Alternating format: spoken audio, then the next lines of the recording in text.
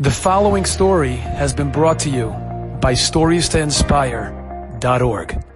When I was 17, 18 years old, every year I lived for camp. My whole life was Camp Pagoda. I lived the whole year for Color War. I loved it. I lost every year except when I was general, so at least Hashem gave me that. Okay? But one year, Purim time, my father says to me, Paysach, this year you're not going to camp. I was frightened. What do you mean I'm not going? You know how much I love camp. I thought maybe he couldn't afford it. Brisson went down. I don't know what happened. Maybe more girls this year. I couldn't imagine. Why am I not going to camp? He says, no, I'm going to send you someplace better than camp. I said, Pa, there's nothing better than camp. What could be better than camp? Now, this is 1964. He said, Eretz Yisrael. Now, before the 6-Day War, Bahram didn't go to learn in Eretz Yisrael like they go today. Girls didn't go to seminary. To me, going to Eretz Yisrael in 1964 was like going to farmland. Like after Moshe Rabbeinu with the desert, he walked into another desert, which was Eretz Yisrael. That's how I pictured Eretz Yisrael. Oh, why are you sending me to Eretz Yisrael? He said it's going to change your life. Because all the Gedolim, there's a Knessia Gedola going to be there. And Rav Kreisworth is going to be there. And Rav Moshe Feinstein is going to be there. And all the tzaddikim are going to be there. All the big Rosh Hashivas, Rav Chatzkel Sarna, and Rav Moshe Chavreini, and Rav Zalman Srotsky. They're all going to be there. And I want you to go there. That was actually the first time when I saw Rav Shalom Shadron. I had never even heard of him before. And he says, you're going to go with your tape recorder. Now, you got to picture this tape recorder, right? It wasn't a small cassette. It was like a big boom box, reel to reel. You know, you're walking around with this big thing. He said, you're going to tape the sessions, and I'm going to have you stay for another month. You go to Rabbi Lapian, and you go to all the tzaddikim, and you go and you record them, you take pictures. You'll see. It'll be the greatest thing in your life. Okay. So I went. And it was taka extraordinary. The Binyanei Omah was just being finished. The scaffolding was still there. They had not finished it yet. You could imagine. And it was electrifying. Just to hear Rav Moshe and to see Rav Kreisworth quote like a daf balpeh. I never saw anything like it until I met Rav Moshe Weiss afterwards. Right? You know how these people like they know Shas on the teleprompter. It's unbelievable. But I still remember Rav Kreisworth talking about Rav Predo. How he said that, I prayed how he learned 400 times, and the Rebbe had to tell it over, 400 times. It was amazing. Anyhow, in those days, those of you old enough to remember, there was no telephones in Eretz Yisrael. Today, everybody's got 3 cell phones, but then there was no telephone. If you wanted to make a call, you had to go to the post office, if you remember. And you had to make an appointment. You had to figure out with the time zones when they're sleeping in America, when they're up. It was so confusing. For 2 months, I didn't talk to my parents. But every single day, I got a letter from them. And I wrote back, and I still treasure those letters that I got from my parents in those days. And one day I get a letter from my father. It's near the end of the trip. He says, you're coming home in a few days. It's Elul. I heard that there's somebody who wakes up people for slichas. I heard that like 3, 4 o'clock in the morning, there's a guy who goes and wakes up people. Could you go out with your tape recorder and record him? And I'm thinking, this is crazy. I mean, I'm going to go 3, 4 o'clock in the morning. I don't even know the streets of Yerushalayim. And my father doesn't even know if this guy exists. And I'm supposed to record him? So I answered every letter except that one. A few days later, I get a call. Not a call. I get another letter. Maybe the mail hasn't been working so good. But I wrote you a letter that you didn't answer. Maybe you could go and record this person who wakes up people for slichas.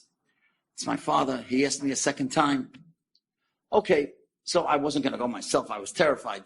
So I found another American boy who was learning a Chevron Yeshiva at that time. And I said, would you come with me? I've got to do this for my father. And now in those days, if you remember, before the 6-Day War, we didn't have the old city. We didn't have the Kaisel. Does anybody remember how far the Gvul went? There was a gate. Anybody remember what it was called? The Mandelbaum Gate, right? It was right where Mir Yeshiva is today. So we're walking at night, and you don't hear anything, you don't see anything. All of a sudden, in the distance, I hear somebody say, "Shtei toif aslichas, shtei toif aslichas." So I think that's what my father wants. I could do that. Like, what's the big deal, right? So, okay, now you have to picture this. This guy is a small little man. He's an elderly gentleman. Never, ever does he see anybody 3, 4 o'clock in the morning. And suddenly, 2 guys are running towards him with a chayfetz chashud, like with a big thing that he has no idea what this is. And he says, he was guilty for me. Like, what do you want? He thought, well, no. I said, don't worry. We're Zen Americans. Like, that's the answer for all the Mishigasim. Nothing to worry about, right? We're Zen Americans. He said, was guilty. I said, Entschuldig, Rabbi, ich weiß nicht, ob du weißt, what this is. I don't know if you know what this is. This is a tape recorder. And if you say something, then I could play it for my father. I'm going back to America in a few days. He says, yeah, but what's wilt there? So I said, my father said that there's a yid that sings a niggin that wakes up people for slichas. Do you know who that yid is? He looks me up and down and he says, Das is mir. I said, Das is dir? Yeah, you do it? He said, please do me a favor. It's Kibbutz Av. He asked me twice, is there any way that you could sing it for me and I'll record it? Now, I am so embarrassed to do this, but I'm going to do it because you'll never forget this for the rest of your life. You have to picture this. It's total blackness. The only thing that you could see on the other side of the Jordan, that hotel, which was on top of Mount Olives, the Jordanian hotel. And he goes like this. He clears his throat and he goes like this. Yisrael am kodosh steht auf lavodas aboirei rotzkat tzvi vegibor koari lasois ritzoin avicho shebashamayim Yisrael am kodosh steht auf lavodas aboirei. Then he looks at me and he says, okay? Oh, was that okay? Yisrael am Kodesh. Yisrael, the holy nation. Shteit oif lavodas haboirei, get up to the work of your creator. Rotzkat tzvi, that's what he's talking about, the beginning of Shulchan Aruch. The mission of us. Run like a deer. Gibor kari, be strong like a lion. Lasois ritzoin avicha shabashamayim. Without exaggeration, my father Shalom must have heard that tape 100 times.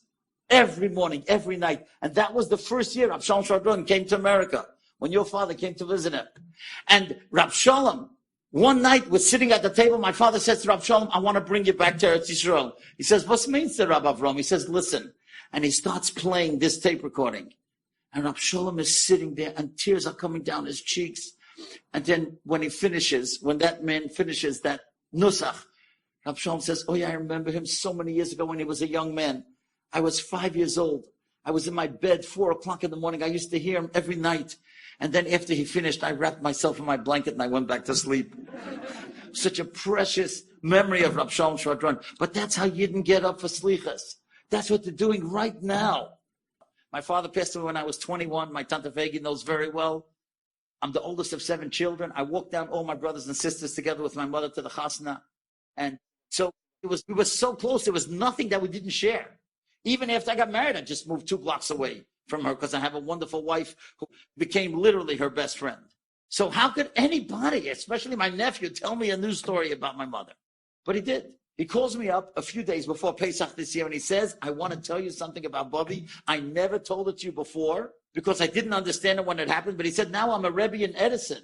And I was just teaching the children something. And now I understand everything that happened that last day of her life. I said, Hudi, what are you talking about? And his name is Rabbi Yehuda Gutman. He lives in Lakewood. He's a Rebbe in Edison. And he told me like this. It was the last day of my mother's life, the second day of Sukkot. She was nifta right after Yom Tov on the second day as Chol Hamoed began. He said, I didn't know if she was lucid anymore. She certainly, when I spoke to her, she wasn't responding. But I said to her, Bobby, today it's Sukkot. I have the lulav and the esrog. Would you like to make the bracha? And we'll shake the lulav and esrog together.